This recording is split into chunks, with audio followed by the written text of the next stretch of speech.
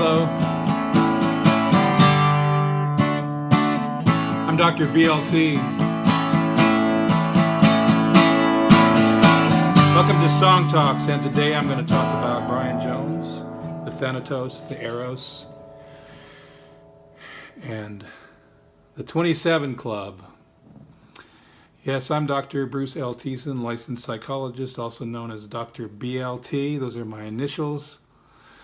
In addition to being a psychologist, a university instructor, a paid writer, and a rapid-fire songwriter of multiple genres, known for writing 3-minute songs in 2 minutes or less, I am the founder of SONGtalks. Now, today's discussion will identify members of Club 27, but it will focus specifically on Brian Jones of the Rolling Stones, or formerly of the Rolling Stones, I should say. There have been a number of individuals that have been identified in the 27 Club, or Club 27. What is Club 27? Well, it's kind of a loose association of profoundly gifted artists who are superstars and rose to fame and found themselves becoming enslaved to an instinct that Freud identified as Thanatos. Now, for Freud, there was the Eros and the Thanatos. The Eros was the life force, the force that guides us to things that are constructive, that leads us to self-actualization, whereas the Thanatos is the death instinct, or that which we put in our own path that serves as an obstacle and drives us to become involved and engaged in self-defeating, self-destructive behaviors. Other members of this 27 Club, which was kind of born out of Romanticism and the need to form some kind of a mythical story. Among those include Janis Joplin, Jimi Hendrix, Kurt Cobain, Amy Winehouse, and I have written songs about some of those others, and I will be doing song talks centering specifically on some of those others, but today we're going to talk about Brian Jones. So before I do that, however, I want to kind of lay a literary foundation for my discussion about the Eros and the Thanatos, beginning with Heart of Darkness by Joseph Conrad. And this particular story involves a seafarer, and the seafarer finds himself becoming further and further drawn into the Thanatos and drawn towards actually murdering his wife. He was the general of Venice, and he got in touch with his dark side, and then his dark side got in touch with him and started dragging him down. And we have another example in Orfeo, which is a Shakespearean play, and we have the character of Iago, who also demonstrates some very dark characteristics. And then finally in Lord of the Flies, we have a group of lads that end up on a deserted island because they've been shipwrecked, you might say. And they start out with noble aspirations, wanting to work towards a utopian society ruled by democratic principles, but they soon regress and they begin to engage in the most savage of behaviors, basically becoming troglodytes. Now, there's also stories that involve the Eros, and we'll get into them in another chapter of Song Talks. Then we have some stories that talk about the competing sides, all within the same story, such as Robert Louis Stevenson's Dr. Jekyll and Mr. Hyde, which inspired the song Dr. Jekyll and Mr. Hyde by Men at Work.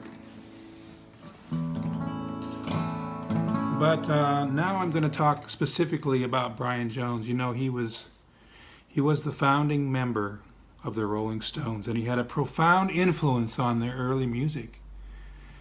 And he was just rising into such a period of profound creativity.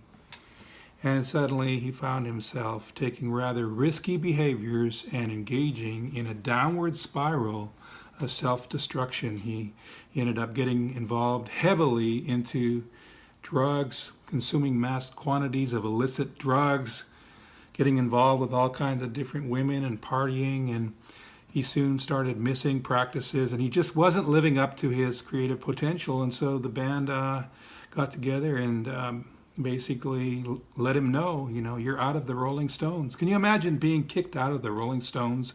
How devastating that must be.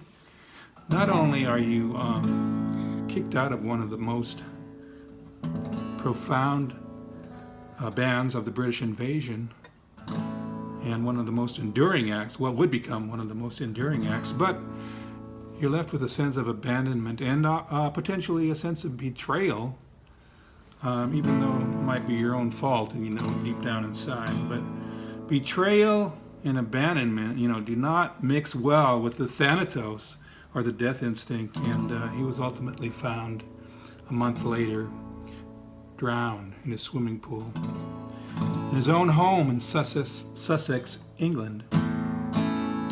And this is my song about Mr. Brian Jones. It's called Our Most Precious Stone. It's from the forthcoming EP, No Sympathy, a bittersweet tribute to the Rolling Stones.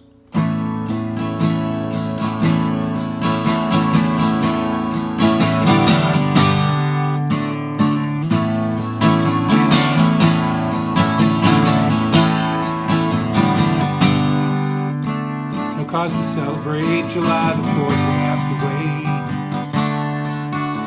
till next year. I heard the news today, Brian Jones has passed away. Just as you feared, our most precious stone is rolled, our most precious stone is rolled away.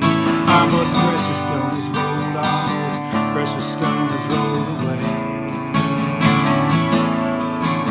Go tell the other stones they will feel so all alone. Together, Mr. Jones just had to go. He just exited the show forever. Our most precious stone is rolled. Our most precious stone is rolled away. Our most precious stone is rolled. Our most precious stone is rolled away. He was afraid to save his life. He didn't fight to stay alive. He had so much inside, you know, such a shame the way that he let go. Once you have a dream, don't let it slip away. You'll need it. Don't sabotage your soul in the name of rock and roll. Like he did, 'cause life can turn to gray and your dreams all fade away. Don't fight it, just fill the world with love, the kind that comes from up above. Stand united, our most precious stone is rolled, our most precious stone is rolled away. Our most precious stone is rolled, our most precious stone is rolled away. Our most precious stone is rolled, our most precious stone is rolled.